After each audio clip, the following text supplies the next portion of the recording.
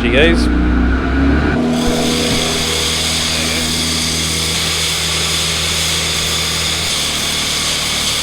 Lovely old job. Filled up feed, 3 tonne for the calves. And today we're back on this field. I'm coming with it up because I haven't got the Hilux yet. It's going to be a long while before the Hilux arrives. So I'm using the app, and the app does a good job. I drove around this field earlier with an app using the GPS on my phone, and I managed to measure 5 acres, and luckily because the ground was hard enough I could drive around with the app.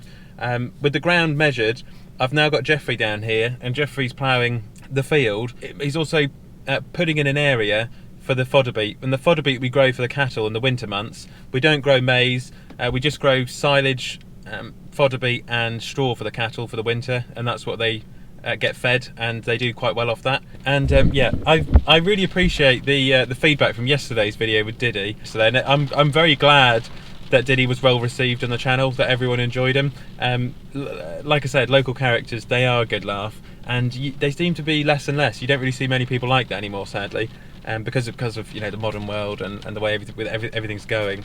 We'll just whip down. The sun's come out now, and Jeffrey has got his new. A lot of you guys asked me about this. The Deutz has gone, and the Massey Ferguson has come in. I think Jeffrey had some problems with the Deutz with the AdBlue, and he wanted Jeffrey's son Stephen has a Massey Ferguson, and he's really gotten on well with that, so that's why they have Massey Fergusons now. So we'll whip along here and I'll show you the off-road capabilities of the app. It's unbelievable.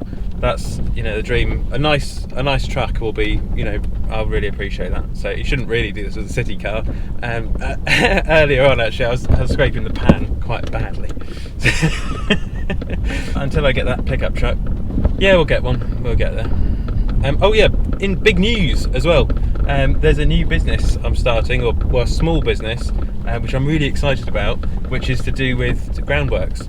So really looking forward to that, and I'll fill you out more into that maybe later on in today's video. But it's sorry, the sun's on my face now, but it's really exciting. I've worked really hard for this next business which I want to start and do. So yeah, keep the positive mindset, as I always say. So these were the markers I put in for the 5 acres, marked them out, and yeah, it's worked pretty well. This is where Jeffrey marked it out here for the spring barley. So this side we're going to have spring barley, this side we're going to have fodder beet here for the cattle. And there she goes, the Massey. And I'll tell you what, it's a bit harder going on this part of the farm here. This is our heaviest.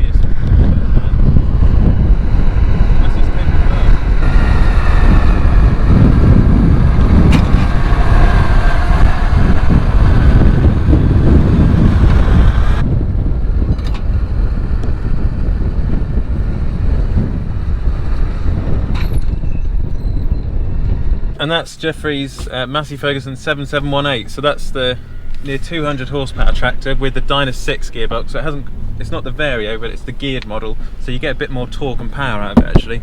You can get the power down to the ground. And then this is what I've been doing early on today. So this morning, Jeffrey's been whipping and ploughing here. I put a post there to mark where I'd been, and put a high-vis jacket on, which Milwaukee had sent me, which was in the boot. So at least Jeffrey can see where to go and where not to go. So that was just, yeah, kind of like, you know, sometimes you just got to find something in the car and make do. I really need some sort of solution, like maybe some markers or something I could carry around in my car, so I can mark things out. I don't know if they make special markers, but yeah, that'll do for today. And I don't know if everyone can see just how light and sandy this farm is, especially this field. This is one of our best carrot fields because it's literally heading on for sand here.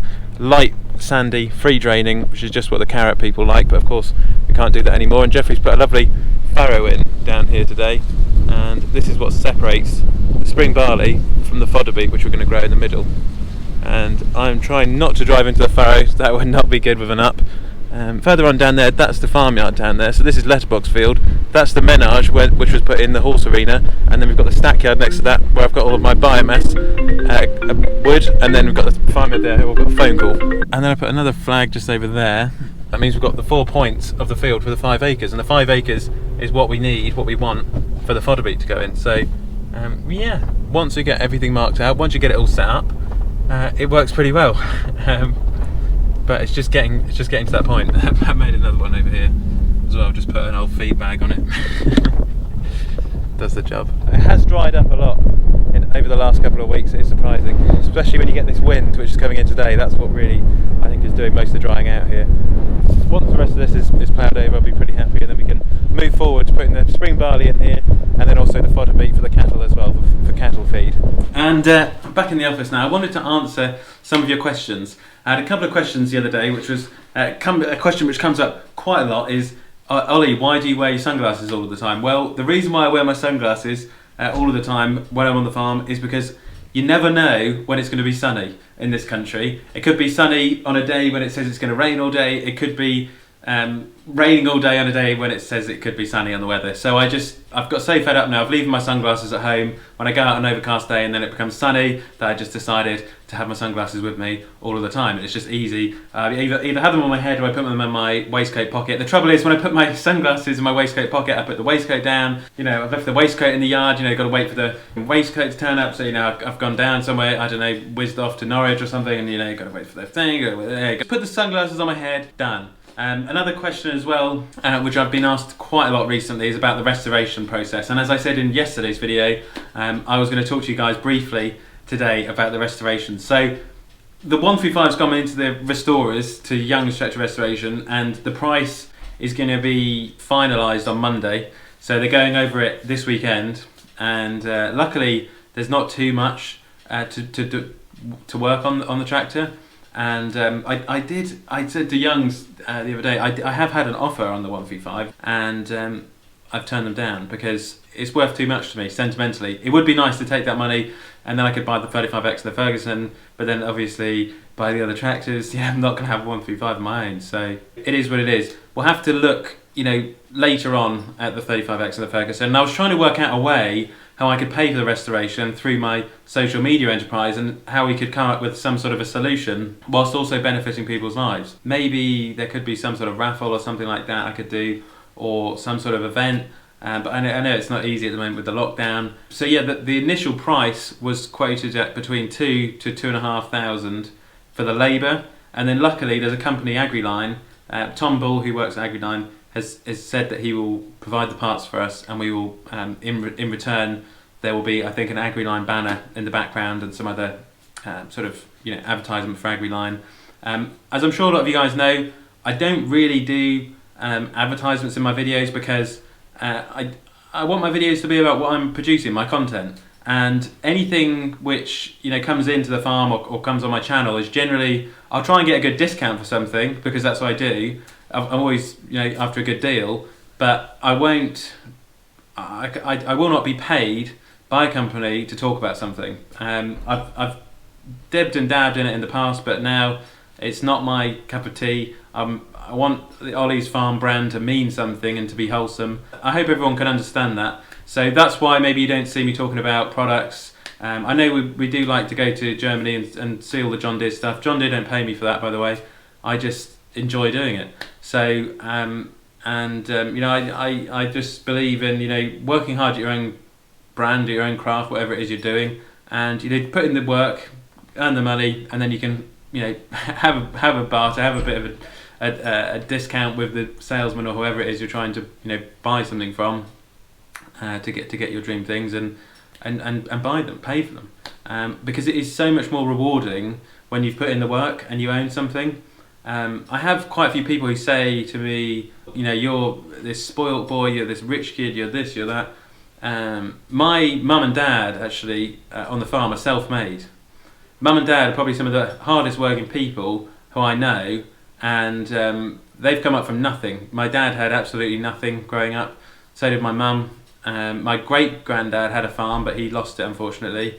And so my parents are very, they haven't given me anything, I have to go out and earn it. That's why I've gone out to try and earn a living for myself, to buy the things I want to buy, to have the life I want to live.